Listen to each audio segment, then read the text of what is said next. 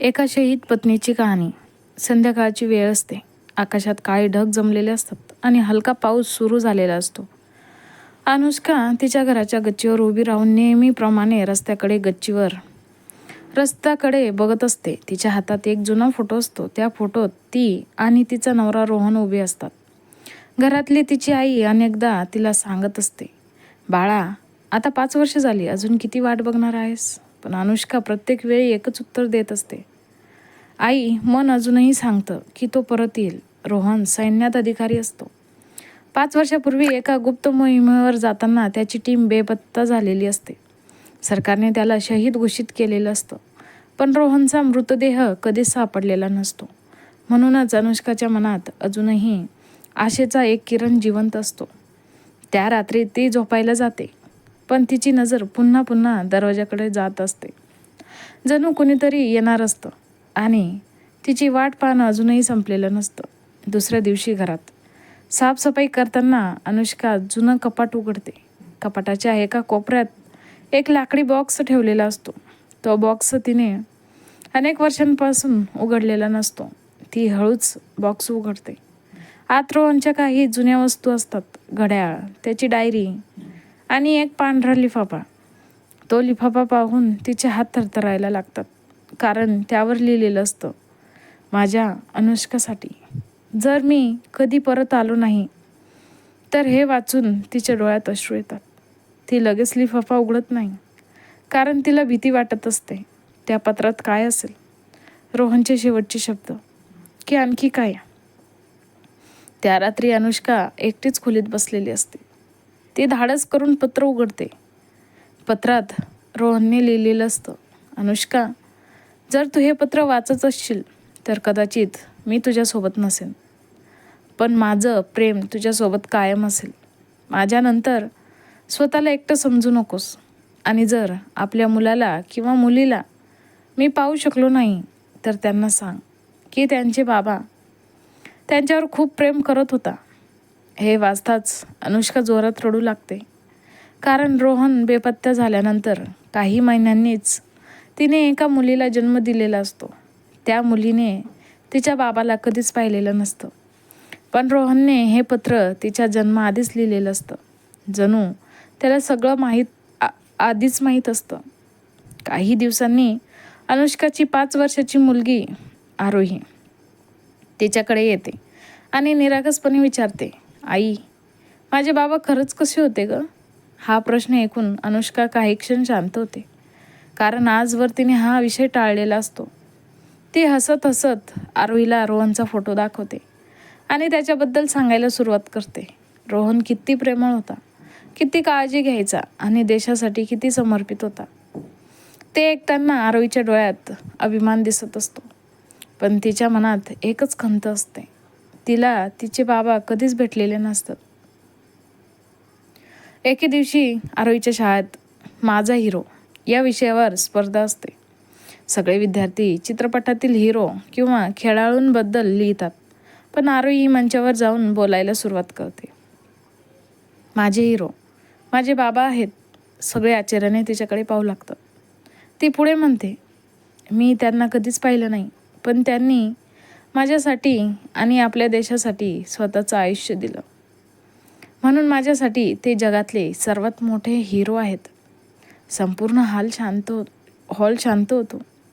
अनेकांच्या डोळ्यात पाणी येतं आणि मागच्या रांगेत बसलेली अनुष्का अश्रूंनी भरलेल्या डोळ्यांनी तिच्या मुलीकडे पाहत असते. त्या रात्री अनुष्का पुन्हा एकदा रोहनचं पत्र वाचत असते. यावेळी मात्र तिच्या चेहऱ्यावर दुःख नसतं, एक समाधान असतं. कारण तिला समजलेलं असतं, रोहन कदाचित परत येणार नाही, पण त्याचं प्रेम, त्याच्या आठवणी आणि त्याने दिलेले संस्कार, हे सगळं त्यांच्या आयुष्यात कायम राहणार आहे. ती हळूच रोहनचा फोटो हातात घेते आणि म्हणते, तू परत आला नाहीस रोहन, पण तू आम्हाला कधी सोडूनही गेला नाहीस. खिडकीबाहेर पाऊस सुरू असतो आणि अनेक वर्षानंतर अनुष्काच्या मनाला पहिल्यांदाच शांतता मिळालेली असते. रोहनच्या पुण्यतिथीच्या दिवशी अनुष्का आणि आरोही मंदिरातून परत येत असतात. तेवढ्यात एक मध्यमवयीन माणूस त्यांच्यासमोर येतो. त्याच्या हातात एक जुनी डायरी असते. तो अनुष्काकडे बघून विचारतो, तुम्ही रोहन देशमुख यांच्या पत्नी आहात का? अनुष्का आश्चर्याने त्याच्याकडे पाहते, कारण त्या माणसाला तिने याआधी कधीच पाहिलेलं नसतं. तो हळूच म्हणतो, मी रोहनचा सहकारी होतो. हे ऐकताच अनुष्काच्या हृदयाची धडधड वाढते, कारण 5 वर्षात पहिल्यांदाच कोणीतरी रोहनबद्दल नवीन माहिती घेऊन आलेला असतो. तो माणूस डायरी अनुष्काच्या हातात देतो. ही रोहनची डायरी आहे. मोहिमेवर जाण्याआधी त्याने मला दिली होती. अनुष्का थरथरत्या हातांनी डायरी उघडते. एका पानावर लिहिलेलं असतं, जर मी परत आलो नाही तर माझ्या मुलाला किंवा मुलीला चांगले शिक्षण मिळालं पाहिजे आणि एक दिवस ती माझ्यापेक्षा मोठं नाव कमावेल. हे वाचून अनुष्का आणि आरोही दोघींच्याही डोळ्यांत अश्रू येतात, कारण रोहनने कधीच न पाहिलेल्या मुलीसाठीही स्वप्न पाहिलेलं असतं. डायरी मिळाल्यानंतर असेच वर्षानुवर्ष निघत होते. आता आरोही कॉलेजला जायला लागली होती, पण आरोही रोज रात्री तिच्या बाबांबद्दल वाचत बसत असते. एका दिवशी डायरीच्या शेवटच्या पानांमध्ये तिला एक दुमडलेला कागद सापडतो. तो उघडल्यावर तिच्या डोळ्यात आश्चर्य उमटतं, कारण त्या कागदावर लिहिलेलं असतं, माझ्या बाळासाठी.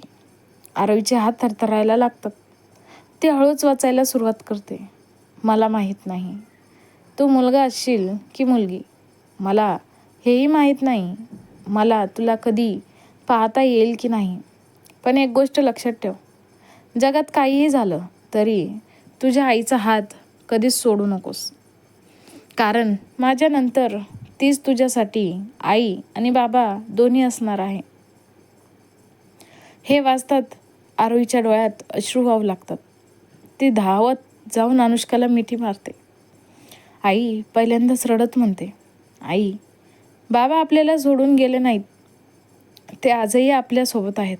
अनुष्काच्या डोळ्यातही अश्रू येतात, कारण अनेक वर्षानंतर तिला वाटत असतं जणू रोहन पुन्हा एकदा त्यांच्याशी बोललो आहे.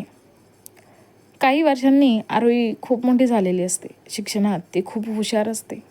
एका मोठ्या समारंभात तिचा सत्कार होणार असतो. मंचावर उभी राहून ती म्हणते, आज लोक माझं कौतुक करत आहेत, पण माझ्या यशामागे 2 लोक आहेत, माझी आई आणि माझे बाबा, ज्यांनी मला कधी पाहिलेलं नाही पण माझ्यासाठी स्वप्न पाहिलं. हे ऐकून संपूर्ण सभागृह टाळ्यांच्या आवाजाने दुमदुमून जातं. पहिल्या रांगात बसलेली अनुष्का मात्र अश्रू पुसत हसत असते, कारण आज रोहनचं शेवटचं स्वप्न पूर्ण झालेलं असतं.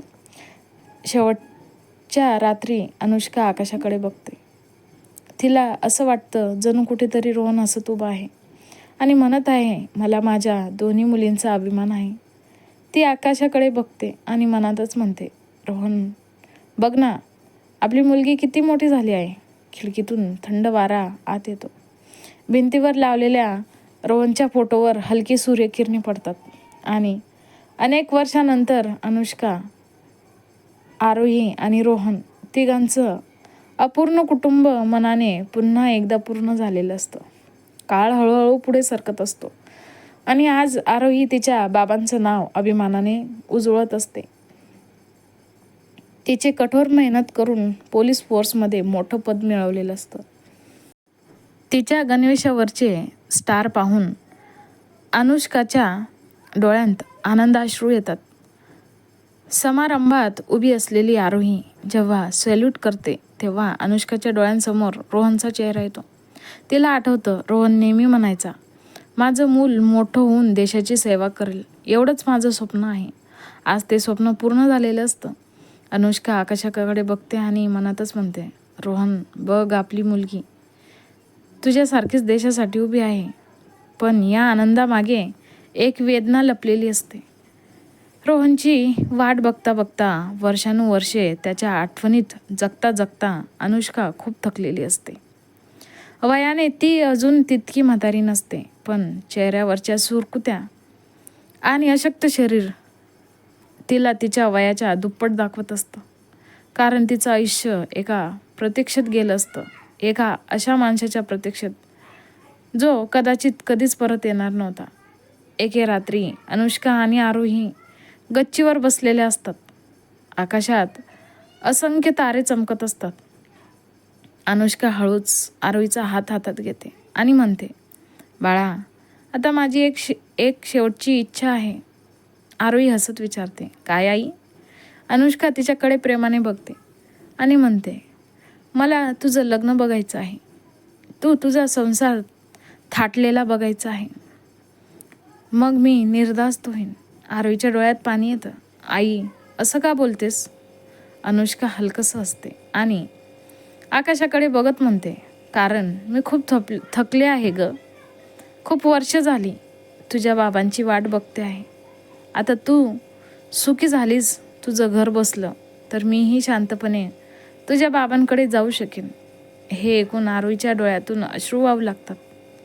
ती लगेच अनुष्काला मिठी मारते आणि रडत म्हणते, आई, मला बाबा नाहीत, पण तू आहेस.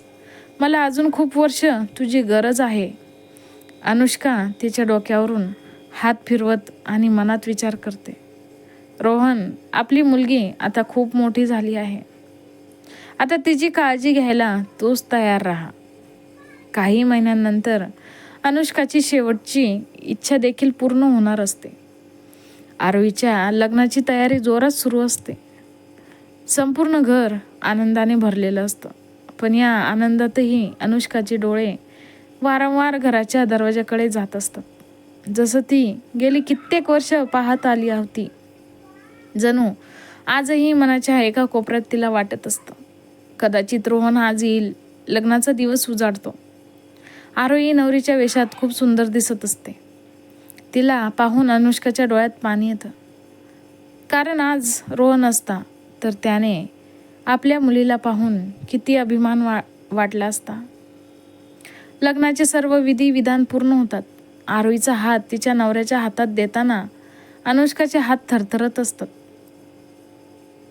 पण तिच्या चेहऱ्यावर समाधान असतं, कारण तिने तिची जबाबदारी पूर्ण केली असते. त्या रात्री लग्नाच्या गडबडीनंतर अनुष्का तिच्या खोलीत एकटी बसलेली असते. समोर रोहनचा फोटो असतो. ती हळूच तो फोटो हातात घेते आणि अनेक वर्षानंतर पहिल्यांदाच हसते. रोहन, आज आपली मुलगी तिच्या नव्या आयुष्यात निघून गेली. तुझं स्वप्न पूर्ण झालं आणि माझंही काम संपलं. तिच्या डोळ्यांतून शांतपणे अश्रू वाहत असतात, पण त्यात दुःख नसतं, फक्त समाधान असतं. ती फोटो छातीशी धरते आणि हळूच डोळे मिटते. दुसऱ्या दिवशी सकाळी आरोही आईला भेटायला तिच्या खोलीत येते, पण अनुष्का शांत झोपलेली असते. चेहऱ्यावर हलकंसं हसू असतं आणि छातीशी रोहनचा फोटो घट्ट धरलेला असतो. आरोही हळूच तिच्या जवळ बसते, तिचा हात हातात घेते, पण अनुष्का आता कायमची शांत झालेली असते. आरोहीच्या डोळ्यातून अश्रूंचा पूर वाहू लागतो, पण त्याच वेळी तिची नजर आईच्या बाजूला ठेवलेल्या एका छोट्या चिठ्ठीकडे जाते. त्यात लिहिलेलं असतं, माझ्या आरोहीसाठी, रडू नको बाळा, मी तुला एकटं सोडून गेले नाही. मी फक्त तुझ्या बाबांकडे परत गेले आहे, जिथे मी अनेक वर्षांपासून पोचायची वाट पाहत होते. तू नेहमी हसत राहा, कारण तुझ्या हसण्यातच आमचं जग आहे आई. त्या संध्याकाळी आरोही घराच्या गच्चीवर उभी असते, जिथे तिची आई वर्षानुवर्षे उभी राहून रोहनची वाट पाहायची. ती आकाशाकडे बघते आणि तिला असं वाटतं, अनेक वर्षांच्या विरहानंतर ते पुन्हा एकदा भेटलेले असतात. काही प्रेमकथा मृत्यूने संपत नाहीत, त्या फक्त दोन जगांमध्ये पुन्हा एकदा एकत्र येतात. जणू ढगांमध्ये रोहन आणि अनुष्का एकमेकांच्या शेजारी उभे आहेत आणि दोघेही हसत आहेत. कशी वाटली आजची कथा? आवडली असेल तर कमेंट करून नक्की सांगा. आणि अशाच कथा ऐकायच्या असेल तर आत्ताच माझ्या चॅनलला लाईक, शेअर आणि सबस्क्राईब करायला विसरू नका. धन्यवाद.